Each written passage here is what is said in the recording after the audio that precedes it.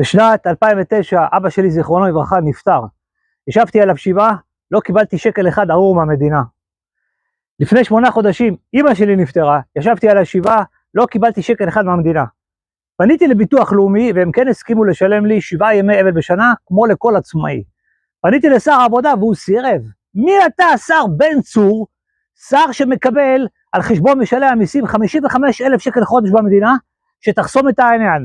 אני עצמאי שמשלם היום מיסים בדיוק כמו כל שכיר. למה האפליה הזאת? מי אתה שתחסום את ההצעה של ביטוח לאומי לשלם לי? עצמאים יקרים, זאת לא טעות, זאת מדיניות. המדיניות היא זה של פקידים שלעולם לא היו אפילו יום אחד עצמאים. הם לא יודעים בדיוק מה אנחנו מרגישים. אני קורא לכם מפה להצטרף אליי. כתבו פה בתגובות מה דעתכם ואיך אתם מתכוונים להצטרף.